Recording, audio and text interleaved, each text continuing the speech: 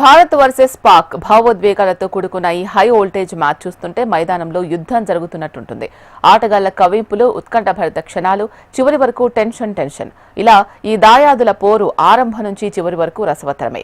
పహల్గాం ఉగ్రదాడి తర్వాత ఈ మ్యాచ్కు మరింత ప్రాధాన్యత సంతరించుకుంది. ఒకవైపు పాక్తో మ్యాచ్లు బహిష్కరించాలి అన్న డిమాండ్ కూడా భారత్ అభిమానుల నుంచి వ్యక్తమవుతోంది. ఈ పరిస్థితుల్లో ఆసియా కప్లో పాకిస్తాన్తో భారత్ తలపడబోతోంది. నేడు దుబాయ్ వేదికగా రాత్రి 8 గంటలకు ఈ పోరు జరగనుంది.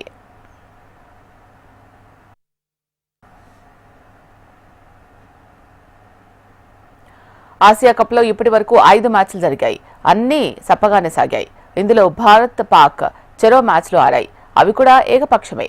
క్రికెట్ ఫ్యాన్స్ అందరూ ఎదురు చూస్తున్న మ్యాచ్ భారత్ పాక్ పోరే. దుబాయ్ వేదికగా ఈ దాయాదుల పోరుకు రంగం సిద్ధమైంది. యూఏఈపై విజయంతో భారత్ జోరు మీదుంది. మరోవైపు ఒమన్పై గెలుపుతో పాక్ కూడా ఆత్మవిశ్వాసాన్ని కూడగట్టుకుంది. కొంతకాలంగా టీ20లో భారత్ జైత్రయాత్ర కొనసాగిస్తోంది. గత ఏడాది టీ20 వరల్డ్ కప్ కూడా భారత్ గెలిచింది.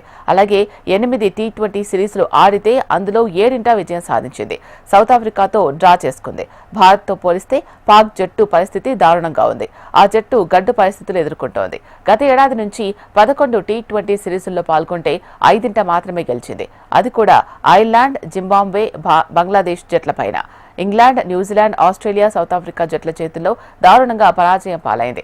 ఏడాది బంగ్లాదేశ్ చేతిలో టీ20 సిరీస్ కోల్పోవడం ఆ జట్టు ప్రదర్శన ఎంత దిగజారిందో తెలియజేస్తుంది.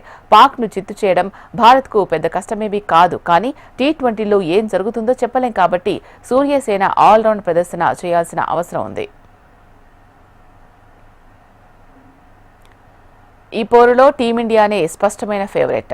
పాక్పై గత చరిత్రే కాకుండా ప్రస్తుతం భారత ఆటగాళ్ల ఫామ్ను బట్టి టీమిండియాను ఫేవరెట్గా చెప్పొచ్చు. కోహ్లీ, రోహిత్ లాంటి దిగ్గజాలు లేకపోయినా జట్టుకు ఏ లోటు లేదు.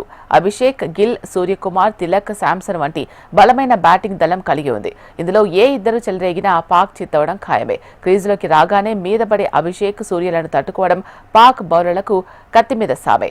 ఇక హార్దిక్ పాండ్యా గురించి ప్రత్యేకంగా చెప్పాల్సిన అవసరం లేదు. పాక్ అంటేనే రెచ్చిపోవడం అతని నైజం. అతనికి తోడు శివం దూబే, అక్షర్ పటేల్ వంటి నాణ్యమైన ఆల్రౌండర్స్ ఉన్నారు. స్టార్ పేసర్ బుమ్రాను ఎదుర్కొని నిలబడ్డం పాక్ బ్యాటర్లకు అగ్నిపరీక్షే.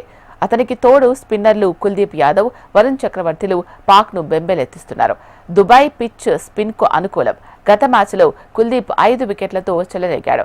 పాక్పై కుల్దీప్, వరుణ్ ద్వయం స్పిన్ మాయలో పడకుండా పాక్ బ్యాటర్లు ఉండడం కష్టమే. భారత్తో పోలిస్తే పాక్ పైనే ఒత్తిడి ఎక్కువ. కానీ ఆ జట్టు కూడా పూర్తిగా తీసిపారేయడానికి లేదు. కెప్టెన్ అఘా సల్మాన్, మహమ్మద్ హరీస్, హసన్ నవాజ్, సైమ్ అయూబ్ వంటి బ్యాటర్లు కీలకంగా మారున్నారు. ఇటీవల బంగ్లాపై హరీస్ సెంచరీ చేశాడు. అంతకుముందు న్యూజిలాండ్పై హసన్ నవాజ్ మెరుపు శతకం బాదాడు.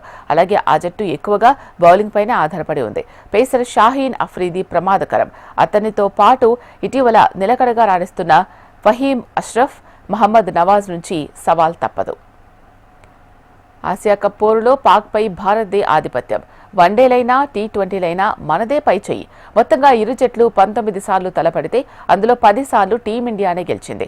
6 సార్లు మాత్రమే పాక్ విజయం సాధించింది. మరో 3 మ్యాచ్ల్లో ఫలితం తేలలేదు. ఇందులో 3 టీ20 మ్యాచ్లు ఉన్నాయి. భారత్ 2 నెగ్గుగా పాక్ 1 గెలిచింది. ప్రస్తుతం ఆసియా కప్ టీ20 ఫార్మాట్లో జరుగుతున్న విషయం తెలిసిందే.